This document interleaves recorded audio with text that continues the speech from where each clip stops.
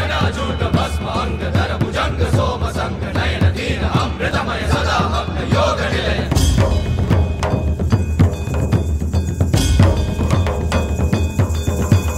गंगाधर अक्षहार धर कुंडल दिव्य बाल नित्य ध्यान दिव्य तेज हर हर हर महादेव।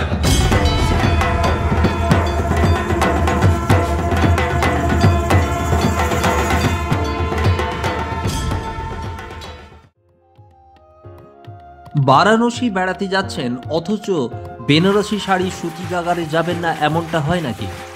প্রায় 2500 বছরের প্রাচীন একটা নগরে জড়িয়ে রয়েছে নানা ইতিহাস, পুরাণগাথা ও কিংবদন্তি। বেনারসের স্থাপত্য, সংস্কৃতি, শিল্প ঘরানা সময়ের হাত ধরে ইতিহাসের পাতার সঙ্গে বদলেছে। এই নগরের আষ্টে পৃষ্ঠে জড়িয়ে রয়েছে একের পর এক স্তর। আজকের পর্ব বেনারসি শাড়িকে ঘিরে, তার ইতিহাস ও বহমান শিল্পকলাকে ঘিরে। বেনারসি শাড়ি শুধু বাঙালি কেন, ভারতের সেলিব্রিটিদের কাছেও অন্যতম জনপ্রিয় বেনারসি শাড়ির ঘরানা।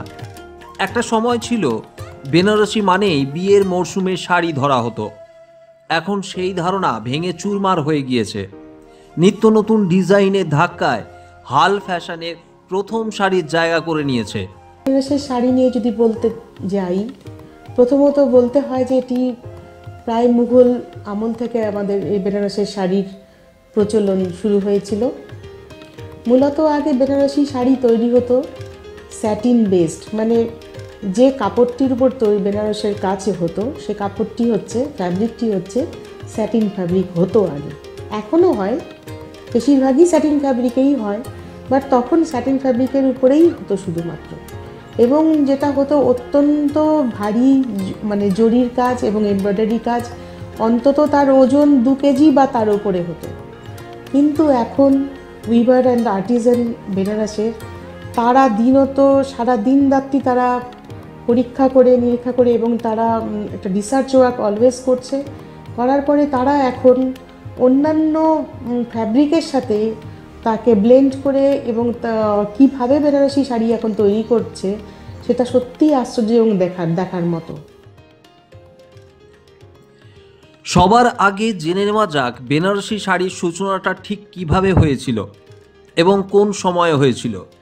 রামায়ণ ও মহাভারতের সময়কাল ধরলে ভারতে শাড়ির একটা লম্বা ইতিহাস পাওয়া যায়, কিন্তু বেনারসি শাড়ির ঘরানা তৈরি হয়েছিল মুঘলদের হাত ধরে। তো एक हिस्ट्री ये है कि एक सात घर हुआ था जिसमें से मतलब कि 7 फैमिली जो है वो यहाँ पे बसती थी। तो वो सारी बस्ती जो है वो खालिसपुरा में थी और बस्ती के बाहर एक गेट जैसा बना हुआ था। तो उसी फैमिली में मतलब ऐसा है कि ये 7 लोग, 7 ख़ानदान जो था तो वो मिल के वो करते थे।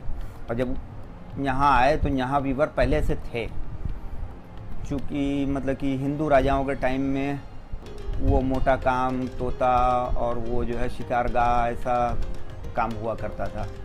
लेकिन ये लोग जो आए तो ये ईरानी आर्ट जो है, मुग़ल आर्ट जिसको बोलते हैं, तो वो लेके आए और उसको लेके जो काम किए तो उससे एक पहचान बनारस की बनी।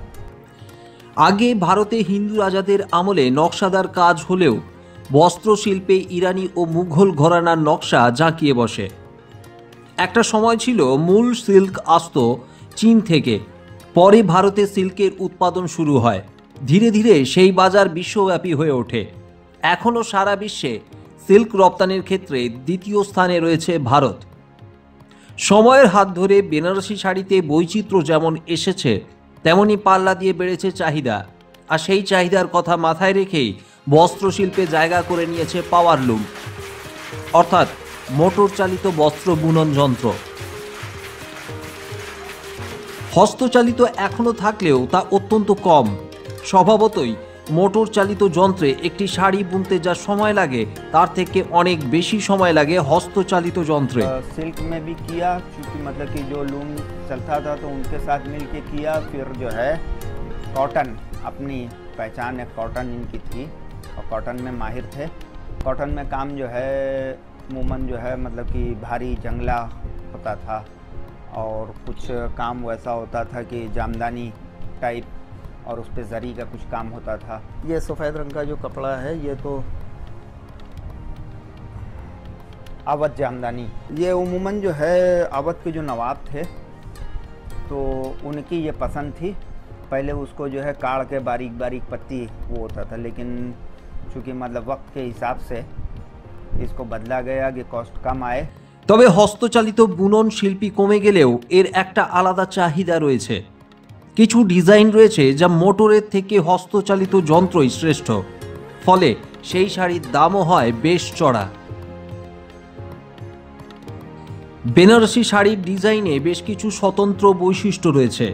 তার মধ্যে অন্যতম organza, satin border, Jangla, brocade, Tanchoi, cutwork, Resham বুটিদার।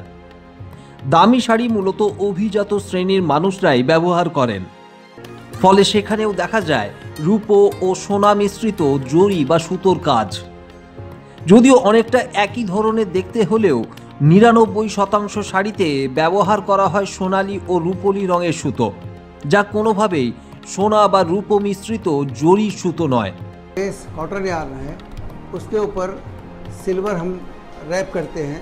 Rap करने के बाद ये स्वरूप जाता है। इसके बाद इस पर गोल्ड प्लेटिंग करते हैं। गोल्ड की इलेक्ट्रो प्लेटिंग करने के बाद ये लच्छी बन जाती है। ये जरी तैयार हो जाती है साड़ी में वीव करने के लिए। अब ये जब साड़ी में वीव होगी तो इससे किनखाब या जंगला या बूटीदार जो भी साड़ियाँ आप चाहें तो बना सकते हैं। तो ये रियल जरी है और ये कॉपर बेस्ड जरी है। रंग में आपको डिफरेंस दिख रहा होगा, लेकिन वो इसलिए है कि इस रियल जरी में गोल्ड कंटेंट ज़्यादा है, इसमें कम है। इसी कलर की इसकी डिमांड है, इसलिए इसको ऐसा कलर रखा गया है। इसको भी इसी कलर में बनाया जा सकता है। दोनों में इसमें 98% सिल्वर है, इसमें 4% सिल्वर है, बाकी इसमें कॉपर है। रेट में काफ़ी फ़र्क है। ये लगभग 40,000 रुपये किलो है, ये 8,000 रुपये किलो है। अमूमन यही जरी इस्तेमाल हो रही है अच्छे साड़ियों में। इसकी जरी तो बहुत अच्छे साड़ियों में इस्तेमाल प्रयोग में आती है, लेकिन अच्छे साड़ियों में इसकी जरी इस्तेमाल होती है। लेकिन अगर 1000 साड़ी बन रही है तो शायद 1000 में एक साड़ी इस जरी की बन रही है। बाकी 999 साड़ियों में इससे भी इन्फीरियर, जिसमें कोई गोल्ड नहीं होता, सिल्वर भी नाम बात का होता है, ऐसी जरी इस्तेमाल हो रही है। या भी उससे भी इन्फीरियर जरी, जिसको प्लास्टिक जरी आजकल हम लोग बोलते हैं।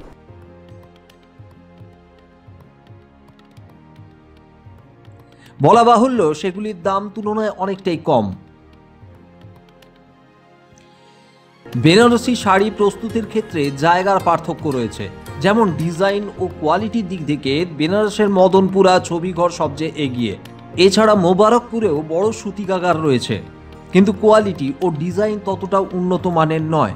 যদিও কলকাতার বড় বাজার সহ বহু ব্যবসায়ী মোবারকপুরের বেনারসি বাজারে বিক্রি করেন। আজকের পর্ব কেমন লাগলো লিখে জানান কমেন্ট বক্সে। পাশাপাশি আমাদের ভিডিও ভালো লাগলে একটা লাইক ও চ্যানেল সাবস্ক্রাইব করার অনুরোধ রইল। আর খারাপ লাগলে একটা ডিসলাইক অবশ্যই করুন। ধন্যবাদ, ভালো থাকুন, সুরক্ষিত থাকুন।